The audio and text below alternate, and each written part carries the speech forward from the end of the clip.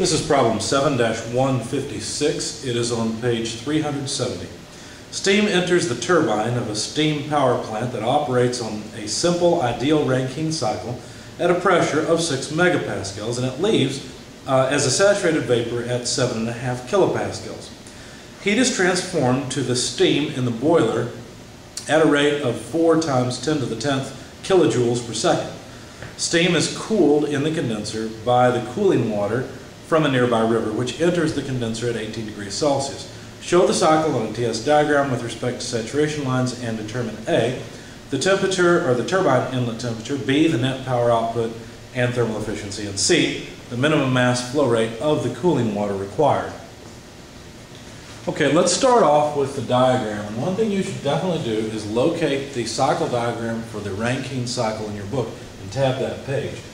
The cycle diagram looks something like this. It's a TS diagram, of course, because we finally discovered that temperature versus entropy is probably much more important than a PV diagram, because really what these engines are doing is taking thermal energy and changing it into work. So state 1 to state 2 is across the pump, and after the pump, the liquid goes into the boiler where its temperature is increased. It's also boiled off and then superheated. And so state 3, exiting the boiler, is the end of the heat addition. So this is where heat comes into the process. Okay, so from state 3 to state 4 is the process in the turbine. Now, I don't know exactly where it will land. A lot of times the turbine ends up in the saturation region with a small amount of liquid in the output. I'm going to put it there temporarily. We'll change it later as we go along if necessary. So we know a few things. First of all, the pressure at state 2 and state 3 is the same. This is going through a boiler where the water is just being boiled off. It's just open, essentially. It's maybe a big pipe, essentially, is the way you can think of it. Yeah, in the real world, there's a little bit of pressure drop. For all practical purposes, though, it's negligible.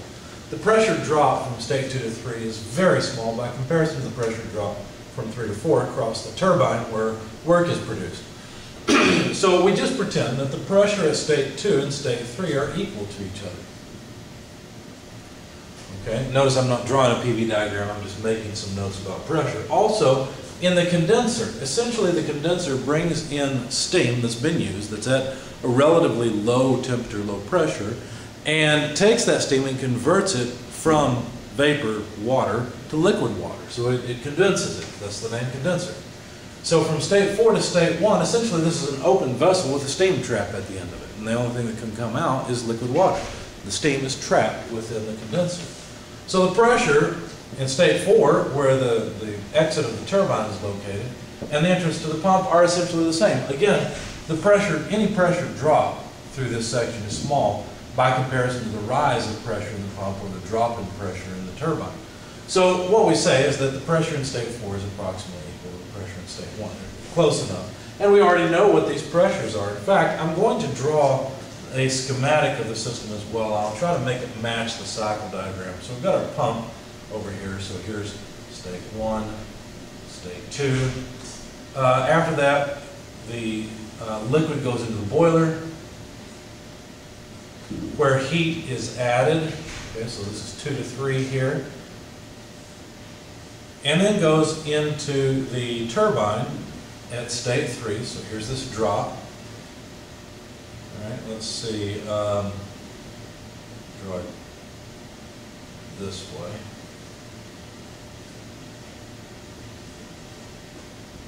So shaft power comes out here, and I could talk about the rate of heat transfer or just the amount of heat transfer. In this case, they gave us a rate. In fact, they told us the rate was 4 times 10 to the 4th kilojoules per second, which, by the way, that's the same thing as a kilowatt. So anyway, the turbine produces power, and I tell you what, let me move this just a little bit. So here's state 4, and then here's the condenser. The condenser just has, and you know what, let's make it, use a little bit of human factors psychology here. So we'll, in fact, it may be off the screen. Let me move up a bit. All right, so we'll take the steam out of the turbine, put it into a condenser, and only allow the liquid to come back out. So let's see, this is state 4, and then after the condenser, we're back to state 1. So here's the schematic diagram, if you will, of this cycle diagram. Now we're told that the pressure in state 4, and therefore the pressure in state 1, in other words, what's sometimes called the condenser pressure, because it's in the condenser pressure is 7.5 kilopascals. We're also told that the pressure coming into the boiler, or excuse me, into the turbine from the boiler, which is essentially the boiler pressure, is 6 megapascals. So that's 6,000 kilopascals. In fact, I usually just convert things like that. So 6,000 kilopascals. That way, if I have to perform any calculations, I already have consistent units. Okay. Now, what else did they tell us? What other numbers did they give us? There's the 6 megapascals, the 7.5 kilopascals. Cooling water is enters the condenser at 18 degrees Celsius. Okay, so we know that essentially there's another flow. Basically, this is like a heat exchanger where we have cooling water flowing across. Now, this cooling water does not appear in the cycle diagram because the cycle diagram is only talking about the working fluid that flows through the process. But see, this cooling water is not working fluid. It doesn't push the turbine blades. It doesn't have to be pushed by the pump. It's not the working fluid. It's just there for cooling. And we know that it comes in at 18 degrees Celsius and it's cooling water. Hopefully that's on the video. If not, I just wrote 18 degrees Celsius cooling water going across the condenser. Okay, so we're supposed to find some things. We're supposed to find the temperature. How did they put it? They said find the temperature at the turbine inlet. So they want the temperature here. T3 is how much? They want to know the network output. Now that's not this. This is the turbine work output. The network output will be the difference between the power flow into the pump and the power output from the turbine. Now, a lot of times the power input from the pump is really small by comparison to the power output from the turbine. But that remains to be seen. We don't know that yet. What we really want is the network output, which is the difference of these two. Okay. They want to know the thermal efficiency. And finally, they want to know the mass flow rate of the cooling water. Let's put that down here. The mass flow rate, m dot CW, cooling water. That's what they want us to find out. Now the solution to this cycle problem is a lot like the solution to most cycle problems. You want to know all the temperatures. That's the main goal. Notice we actually already have all of the pressures. You might think, well, I can use the ideal gas law, solve it all. Well, wait a second. You're thinking of diesel cycle and Otto cycle and Brayton cycle type problems where the working fluid does not go back and forth between the vapor and the liquid phase. In this case, the working fluid goes back and forth. The ideal gas law is not the ideal liquid law. You can't use it down here at state 1 and state 4. It won't work. You can't use it in state 2 either. The only place where it might be applicable is state 3, about back to the saturation line. Okay, so the ideal gas law is not going to do much of anything for you, if anything at all, in these problems. You have to use something else. Now, just like in the Otto and diesel cycle problems, what you do is you use process knowledge. We know something really important about the move from state 1 to state 2. It's isentropic. That's really important. So how do we use that? Well, we'll try to go from state 1 to state 2. Notice we know some information about state 1. We know something really important. You can say, well, I need 2 properties. I remember that, and so I see a pressure. What other property do I know? You know something really important. This is where the TS diagram is your best friend. See where this point is? That's really important because that point is on the saturated line. So we know that state 1 is a saturated liquid state. This is really important. This is really good to know. So what it does for us is it lets us know state 1. State 1 is done. We know the temperature in state 1, for example. By the way, it's the same thing as the temperature in state 4. How do I know that? Well, because I know from state 4 to state 1 the same temperature. I can look at the cycle diagram, or you could say, well, it's just steam that's condensing, so this is a saturated mixture, so it has to be the same temperature. It's just losing the latent heat, not any sensible heat. So T4 and T1 are the same thing, and that's just the saturation temperature at P1, which is 7.5 kilopascals. So you can go into the book and look up the temperature very easily. That's not a problem.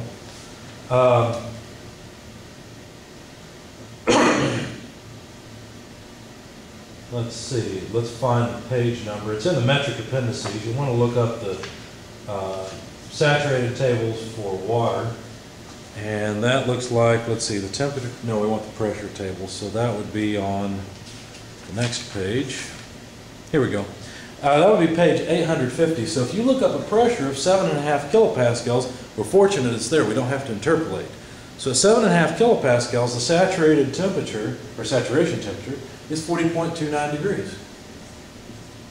Now this is degrees Celsius, that's fine. That's just what we need. Okay.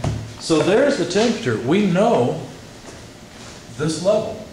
It's 40.29 degrees Celsius. Okay. All right. Now there are some other things you really want to do in these cycle diagrams where you're talking about a working fluid that goes back and forth between the vapor and liquid phase. Really, I said you want to get temperature. What you really want to get in these types of problems is the enthalpy. So you want the enthalpy in state 1, which is just the enthalpy of saturated liquid. So this is just HF, remember that's what we call it, at the same pressure, at 7.5 kilopascals. We know it's 7.5 kilopascals. It's just the same state. It's just state 1, just like before. So all you got to do is look up HF. Now on that same page, you could have done that. We should have done it while we were there. I've already done it. Hopefully you still have your book open and you can look it up and see where I got this number from. The 168.75 kilojoules per kilogram is the specific enthalpy of the fluid at state 1. Now it turns out that on this side of the cycle diagram there's a little trick. That's why I had you write down this equation. And one thing you really want to know is the pump work.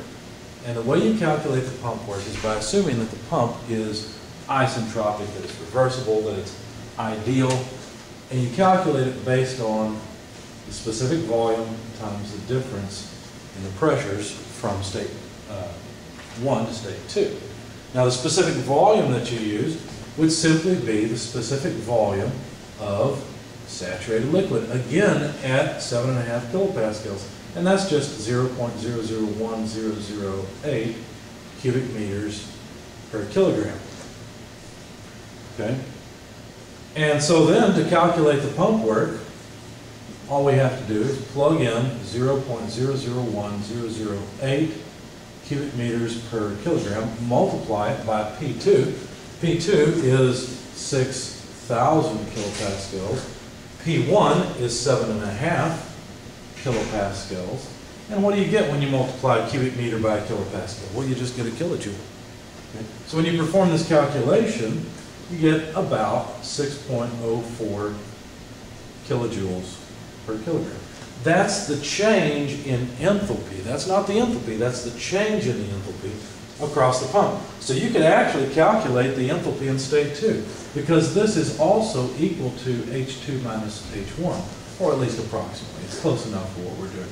So we could take this farther and say, well then H2 is simply H1 plus the specific pump work. I can write pump. Okay. And I won't go through plugging in all the gory details. You just add these two numbers together. It's simple. And then you get 174.83 kilojoules per kilogram. So now we know the enthalpy in state 2. These are really important. In fact, when you're making when you're solving a cycle problem like this, I recommend that you create a table. You should have a table, and I'm going to get rid of these pressures here, and temperature and thermal efficiency, because we know what we're looking for. And I'm going to make a real quick table. Let's see, we're going to have state number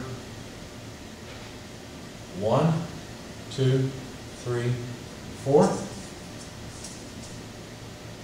Probably should have, you know what, let me change the orientation. So let's have state 1, 2, 3, and 4. Okay. And we can have temperature, we can have pressure. We know the pressure at state 1 and state 4, it's the same. That's 7.5 kilopascals.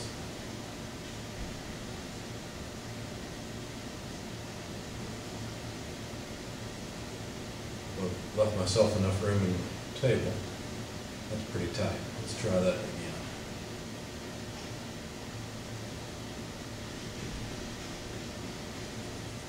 Okay.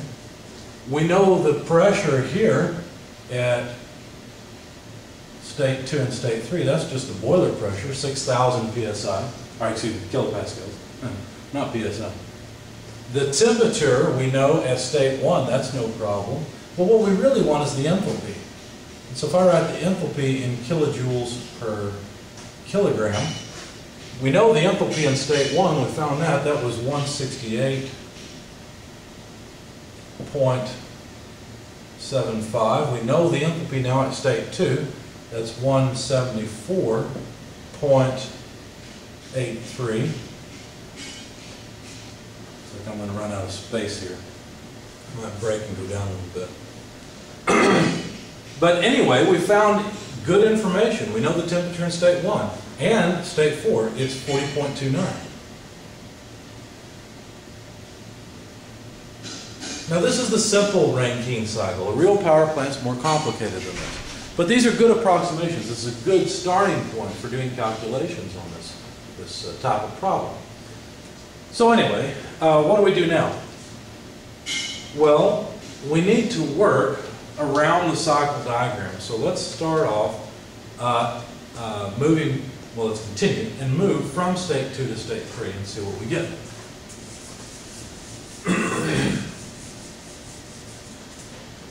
So moving from state 2 to state 3, how would we do that?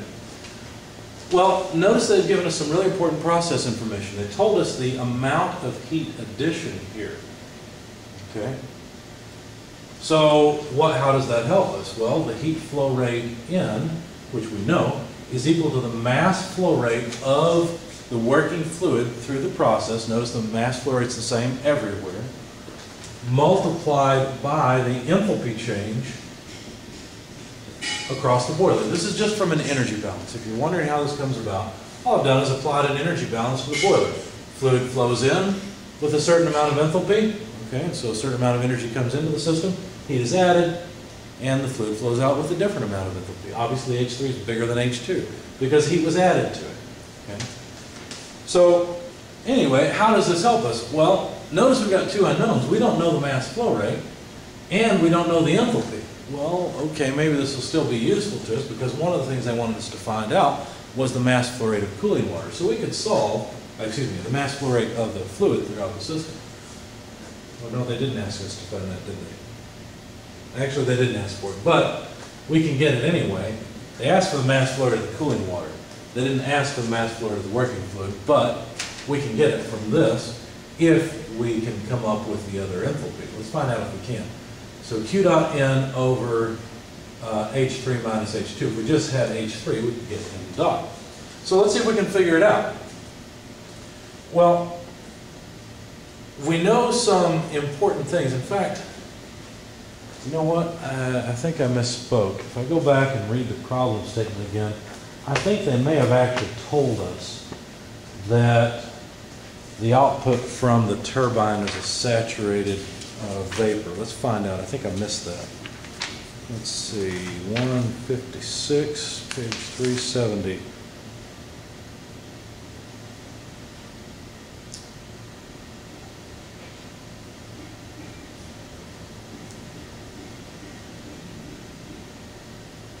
Yes, they said that. It's down at the bottom of the page. It says, and it leaves, talking about leaving the turbine, as a saturated vapor at 7.5 kilopascals. I missed that point. So I should have put this point right on the saturation line. That was really important. Everything that they give us is very important most of the time in these problems. They set it up just so we have the right information we need to solve it. Of course, that's okay since we're just learning this initially. Okay, so point 4 is actually a saturated vapor. And so actually we can look up the enthalpy of the saturated vapor quite easily. All we have to do is look up 7.5 kilopascals again, because that's still the pressure at state 4. And then all we have to do is look up, not HF, HG at 7.5 kilopascals. That's easy.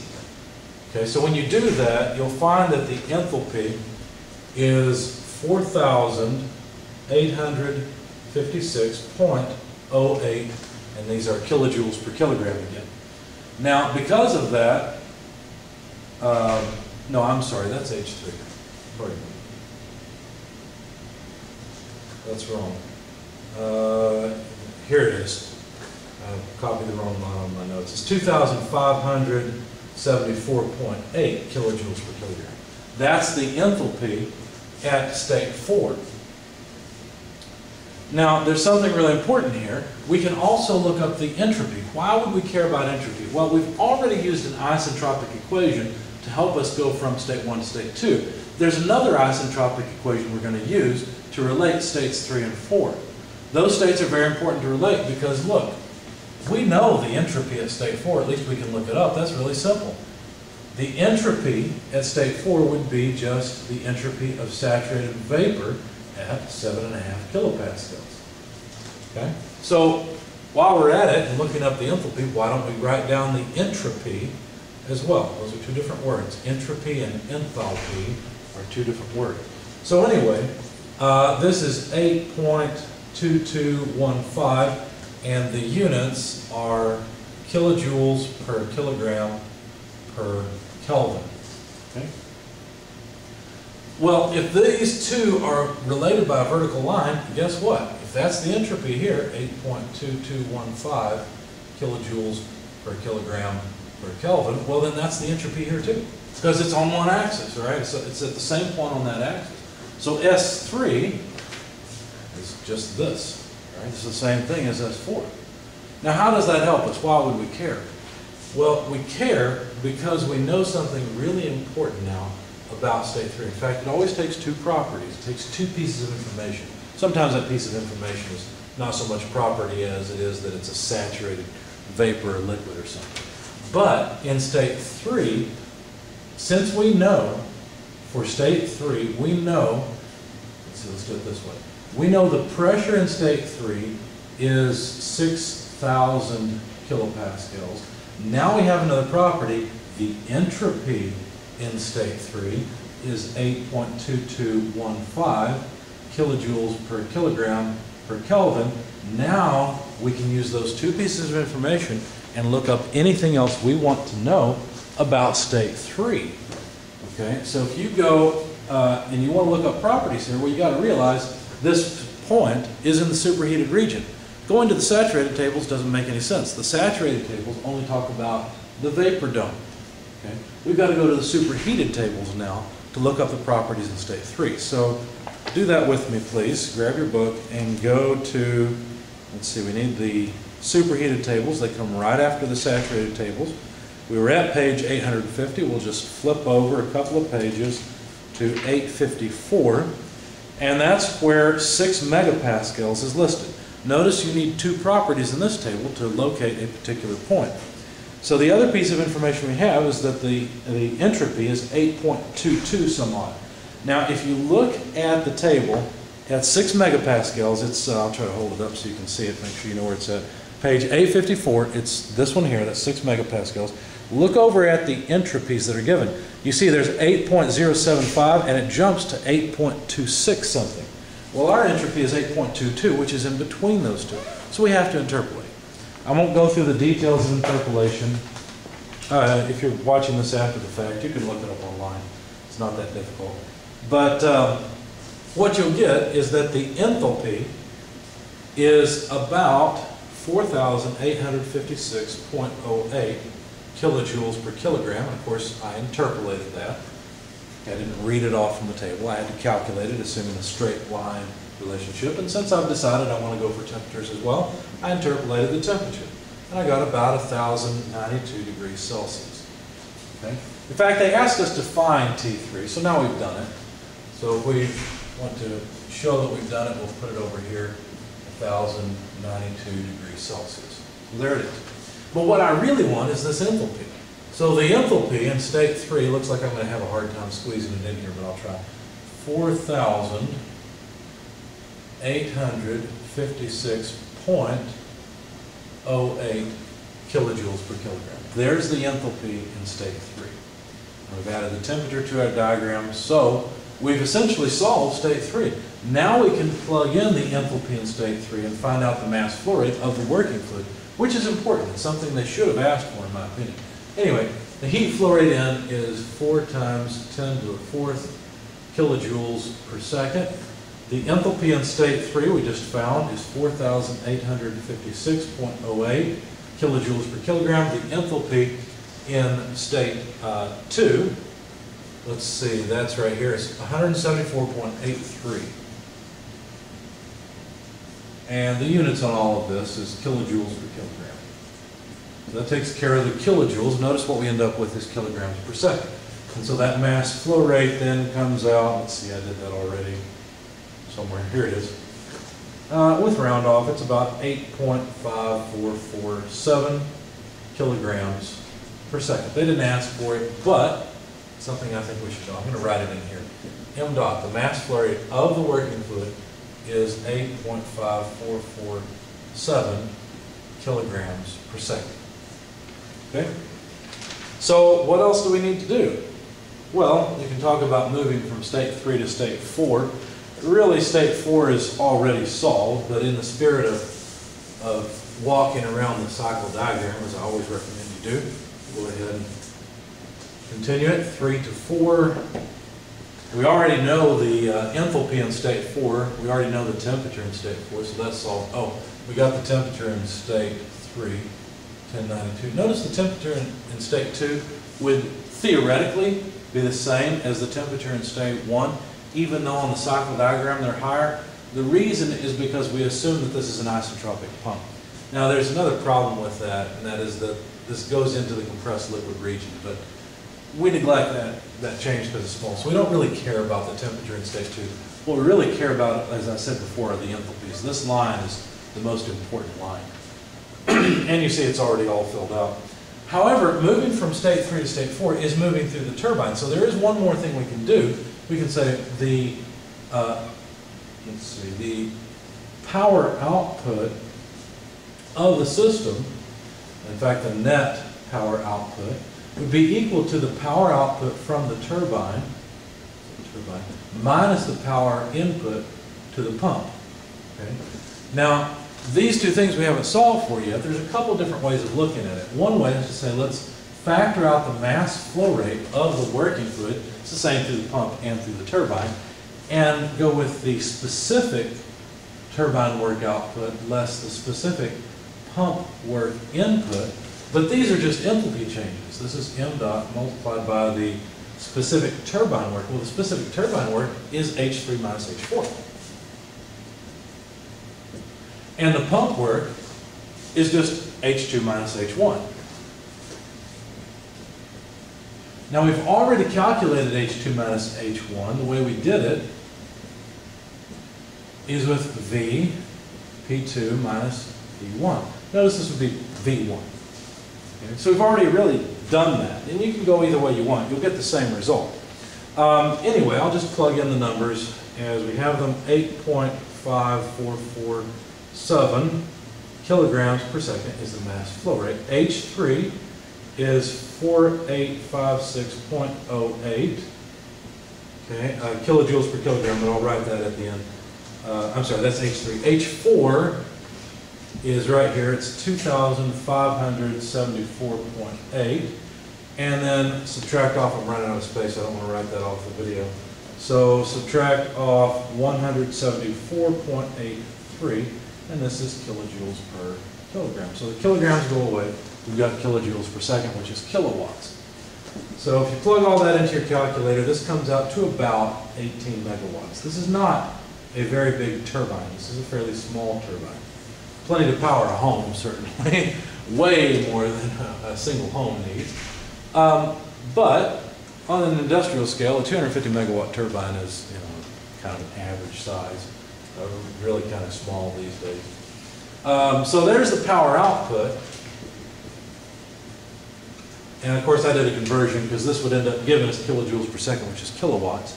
So I ended up with 18,000 kilowatts or so. I just took it down to megawatts, so it would be easier to write. Now that's one of the things they asked us to find, so we'll put a box around it. They also wanted us to find this temperature of state 3, so we'll box that in as well. The other thing they wanted us to find was the thermal efficiency. Notice now we've completely solved the cycle diagram. We know everything about every state, so we could answer any question that was needed. So the thermal efficiency is the net power output over the heat flow rate input. Well, that's easy.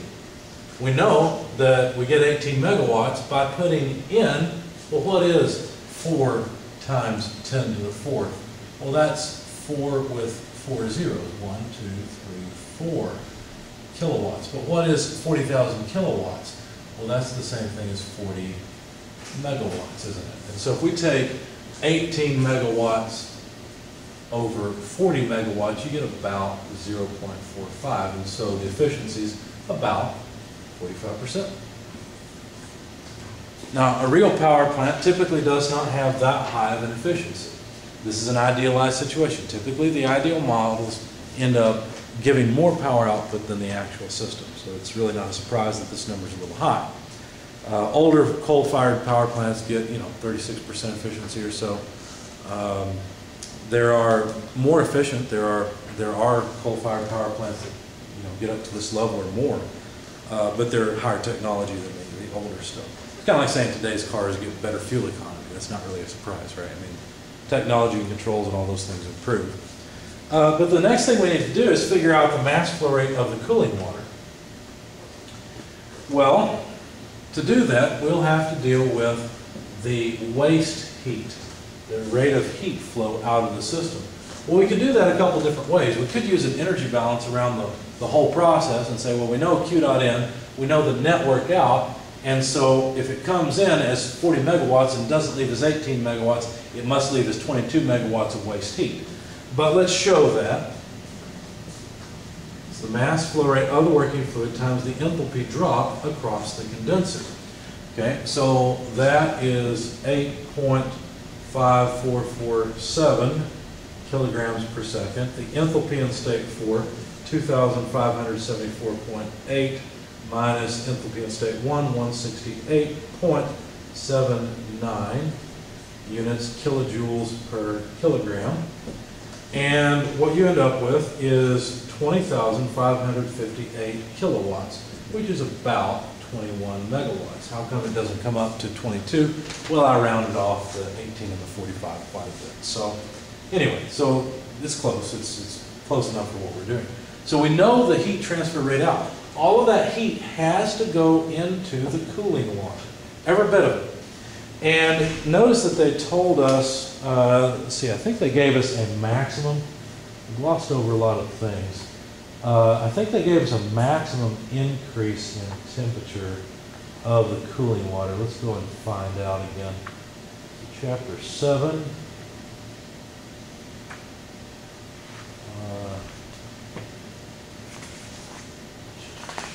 Page 370.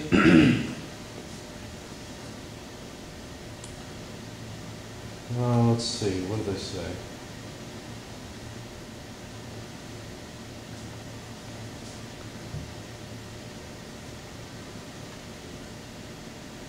Oh. No, they didn't. Okay.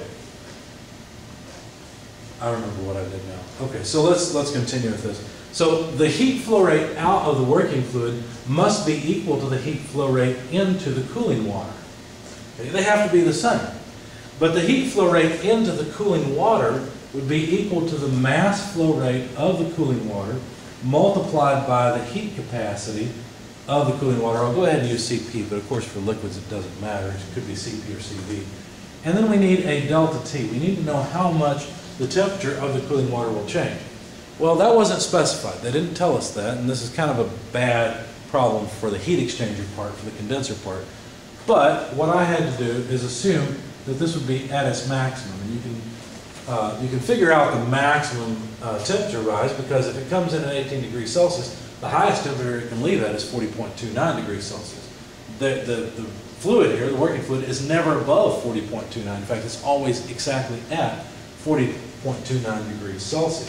So just assuming that the cooling water can come all the way up, which is another idealization, it's not correct. Then we can rearrange and solve for the mass flow rate of the cooling water. And we'll talk about what happens when that assumption breaks down in a minute. As the cooling water heat transfer rate divided by the heat capacity of the water divided by the maximum delta T of the water, the maximum temperature change of the water. So the heat flow rate into the water, 20,558 kilowatts, divided by the heat capacity. If you look that up, that's 4.18 kilojoules per kilogram per Kelvin. And then the temperature change, the max temperature change, would be 40.29 less 18 degrees Celsius. Okay, so if this is off the video, I apologize. It's 40.29 less 18 degrees Celsius is the maximum temperature change. Now what happens? Well, let's see. The kilowatt is a kilojoule per second. So the kilojoules go away. The Kelvin and the degrees Celsius cancel, and if you don't know why, you should think about it and figure it out. But anyway, we get a mass flow rate of cooling water of 220.65 kilograms per second. So that's not a huge flow rate, but it's decent. It's a heck of a lot more flow than you find at your home, for example, in any other water. A whole lot more. But for an 18 megawatt turbine, which is not huge, this is, you know, a reasonable flow rate. Now, what would happen if the cooling water can't actually go all the way to 40.29 degrees, which it won't be able to, because heat exchangers aren't 100% effective? Well, what would happen is we'd have to have a larger mass flow rate. We still have to pull out that much heat. We can't do that. And if this temperature change of the cooling water decreases a little bit, then that's going to increase the required mass flow rate of cooling water. So this is the low end. This is the minimum flow rate of cooling water that would be required. So I think we found everything they asked us for. They wanted thermal efficiency. We got that. They wanted the temperature state through. We've got that. We've got, now I shouldn't have written this here. This 18 megawatts is the net work output, not the work output from the turbine itself. It's the difference between these two. I'm sorry, I put an equal sign there. That wasn't right. So we've got that. We've got the mass flow rate of the cooling water, and we even got the mass flow rate of the working fluid through the cycle. So we got everything that was requested. Now, in 220, you guys are learning about cycles for the first time, and the only cycles you've really seen so far are cycles that are gas-powered cycles, cycles where the working fluid stays in the vapor phase, or the gas phase. Notice there's a big difference in vapor power cycles. The big difference is that instead of using isentropic equations like ratio of temperatures or some ratio of volumes to some power based on the heat capacity ratio, instead of doing things like that, we use the property data in the back of the book a whole lot more. And so an isentropic equation, for example, between state 3 and state 4 looks like this: S3 equals S4. It's that simple. It's no ratio of temperatures or pressures or anything, because we can't invoke the ideal gas law. That's how we got to those equations before. We can't do that. And so we have to use property data table. In my opinion, once you get the hang of this, this is easier. The hardest part about this, in my opinion, is the interpolation piece. You've got to think for a minute and figure out, okay, how do I do this again? And sometimes figure out what pieces of information you can put together. But the cycle diagram is really your guide on this whole tour, if you will, of each problem. All you have to do is look at how the relationships are set up between the various states in the cycle diagram, and then you can answer any questions. You just use process knowledge and solve the problem. And I know it looks complicated now, but you'll get the hang of it. It's not that bad.